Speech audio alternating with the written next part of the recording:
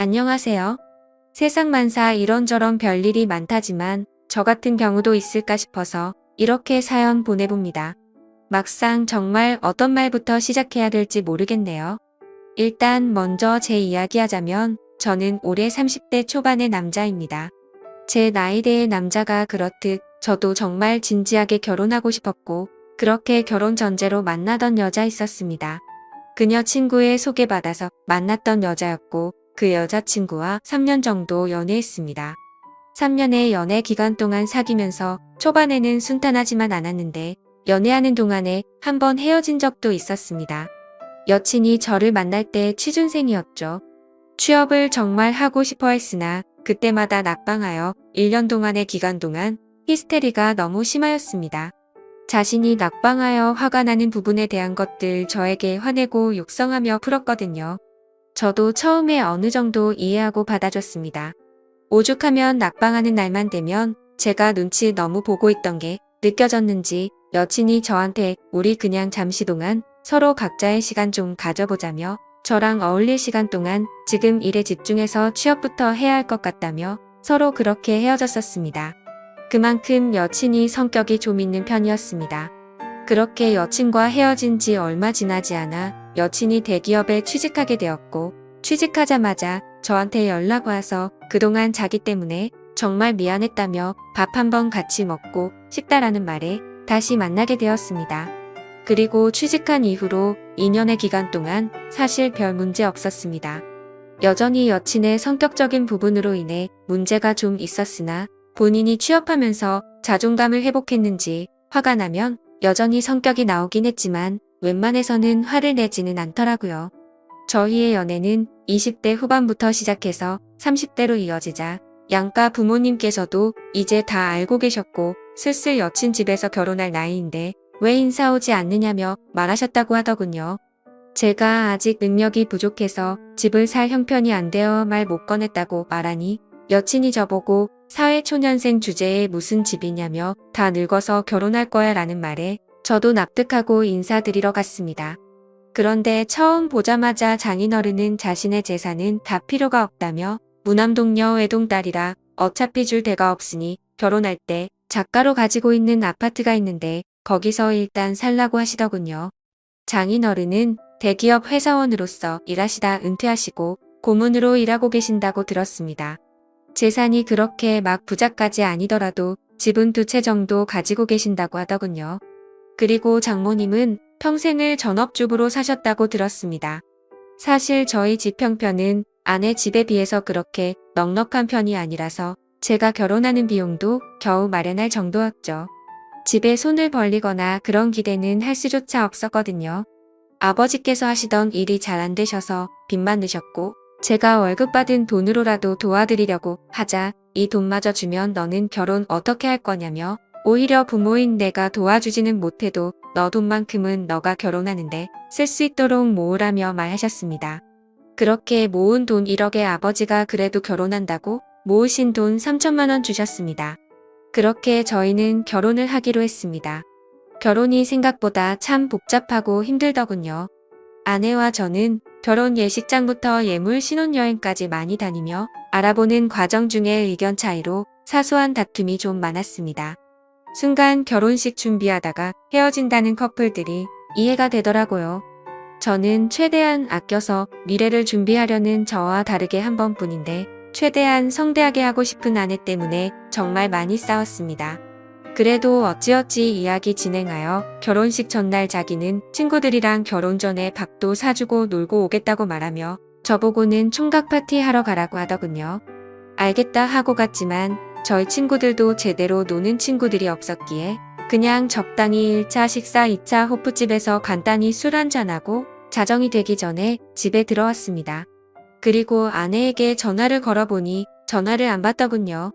한참 연락하니 그제서야 시끄러운 곳에서 전화 받으며 오늘 같은 날 적어도 마음 편히 놀게 해줘야 하는 거 아니냐며 왜 이리 계속 연락하냐며 성질을 내더군요. 언제 들어갈 거냐는 말에 술이 취한 목소리로 놀 만큼 놀다 갈 거라며 걱정 말하면서 끊더군요. 밤이 늦어질수록 그런 게 신경 쓰이기도 했으나 그 뒤로 연락도 안 받고 결국 저도 포기하고 잠자리에 들었습니다. 다음날 식장에서 아내는 밤새고 온 건지 연신 피곤한 모습으로 있었고 마음속으로는 정신 없던 결혼식 마치고 부랴부랴 유럽행 비행기로 올랐습니다. 저희 그 후에도 신혼기간 동안 많이 다퉜습니다. 전날 뭐 하느라 계속 연락 안 되었냐, 어디에 있었냐는 제 질문에 친구들끼리 있는 거 뻔히 알면서 왜 그런 질문하냐고 성질만 내는 아내와 다퉜었죠. 결국 해외까지 와서 이렇게 싸우는 건 아니다 싶어서 그냥 제가 사과했습니다. 화내서 미안한데 어느 남편이 아내가 결혼식 전날 연락도 안 되고 밤에 노는 게 기분 좋겠냐고 화 풀고 좋게 지내자고 했습니다.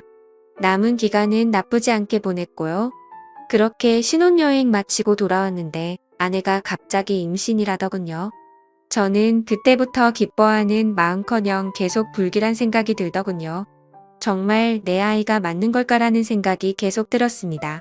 계속 찜찜하게 연락이 안 되던 결혼식 전날이 떠올랐지만 아내한테 그런 걸 표현할 수 없었죠. 아내는 임신한 걸 가지고 대단한 유세처럼 저에게 다시 히스테리를 부리며 입덧으로 인해 저를 그냥 노예처럼 부리려고 했고 저는 그런 아내에게 맞춰주면서도 마음속의 불안감 때문에 점점 저도 미쳐버릴 것 같더군요. 결국 이 찜찜한 불안감 때문에 아내의 뒷조사를 하기 시작했습니다. 아내는 자기 자신의 영역에 대해서 철두철미한 스타일입니다. 자기 물건 건드리는 것도 싫어했고 자신의 폰 보는 것도 싫어했기에 항상 폰에 비밀번호가 걸려 있었고 그걸 알아내기 위해 정말 티 안 나게 한 달 넘게 곁눈질로 봐서 알아냈고 아내는 잠기가 밝은 편이라 제가 잠자는 도중에 조금만 움직여도 깨는 편이었습니다. 의심도 많아서 제가 자기를 의심하는 걸 눈치채기라도 해서 만약 제 불안한 생각이 틀렸을 때는 엄청 난리칠게 안 봐도 뻔히 보였던 터라 저는 더욱 조심스러웠지만 다른 것도 아니고 임신에 관해서는 필히 확인해보고 싶었습니다. 그래서 기회를 노리고 있었는데 아내가 주말 점심시간쯤 낮잠을 잔다며 방에 들어갔는데 피곤했는지 휴대폰을 거실 소파에 그대로 놔두고 정신없이 들어가더군요. 그렇게 아내가 잠자는 동안 핸드폰을 열어볼 수 있게 되었습니다. 정말 무슨 첩보 영화 남자 주인공처럼요. 이렇게 열어본 휴대폰 하나하나 카톡에 있는 대화를 보는데 저는 제발 제 불안한 생각이 간절하게 틀리길 바랐었습니다. 카톡 대화 내용을 살펴보니 아내의 전남친과 대화한 내용이 있었고 둘의 대화 내용에는 전남친이 말하길 어제 오랜만에 좋았다고 결혼식은 잘했냐? 며 대화를 나누다가 아내가 갑자기 임신 이야기를 전남친에게 말하자 전남친은 말하길 그거 혹시 내 아이 아니지? 라고 남겨져 있더군요. 아내는 그 말에 몰라? 설령 네 아이가 맞더라도 아이 낳으면 지금 신랑 아이지라며 제 이름을 적어놨더군요. 전남친은 당황했는지 네가 안전하다고 했잖아라는 말에 답변에 안전하겠지. 누구인지 티 안 나잖아. 꽤 스릴 있다며라고 대화를 주고받았습니다. 그 이후로도 주기적으로 한 번씩 만났는지 오늘 볼래? 어디 모텔에 먼저 가 있어? 등의 대화들이 남겨져 있었습니다. 순간 저는 정말 배신감과 분노에 온몸이 떨려왔고 저는 그걸 다 보고 나서 들은 생각은 저 아이가 그냥 제 아이가 아니었으면 하는 마음이었습니다. 그렇게 아내의 대화 내역들 전부 제 핸드폰으로 다 캡처했으며 일단 아무 일 없는 듯이 놔둔 채로 변호사님을 찾아갔습니다. 변호사님께 상황에 대한 이야기를 말씀드리고 상담을 받아보니 이 정도 증거를 확보하셨으면 이혼 사유로 충분히 해당된다고 합니다. 그리고 증거는 많을수록 좋으니 지금보다 더 구할 수 있으면 최대한 구해놓으라고 하시네요. 그렇게 지옥 같은 시간을 감내하며 한동안 증거들을 모은 다음 장인어른 집에 가게 된 날 다 터뜨려 버렸습니다. 아내의 대화 내역부터 시작해서 바람피는 상대의 사진을 들이밀며 저는 말했습니다. 장인어른과 장모님도 아시는 이 사람이랑 바람을 피웠고 뱃속의 아이도 제 아이가 아닐 수도 있다고요. 제 말을 믿지 못한 장인어른과 장모님에게 저는 증거물을 보여드렸고 제가 보여준 사진들을 보면서 어쩔 줄 몰라 하시더군요. 그리고 옆을 쳐다보니 아내는 부끄러운지 얼굴이 시뻘개져서 저한테 달려들며 욕하며 제 폰을 뺏으려 했습니다. 저는 그 와중에도 이 여자랑 못 살겠다고 그리고 이런 여자가 뻔뻔하게 당당하게 사는 것도 아니라고 본다고 이미 이 여자 회사 팀장과 동료들에게 메일로 모든 자료들까지 다 돌렸다고 말했습니다. 그러자 아내는 적반하장 저한테 오히려 고소한다길래 어디 한번 고소해보라고 했습니다. 그리고 너같이 더러운 여자가 이 세상에서 뻔뻔하게 사는 건 절대 용납 못한다고 했습니다.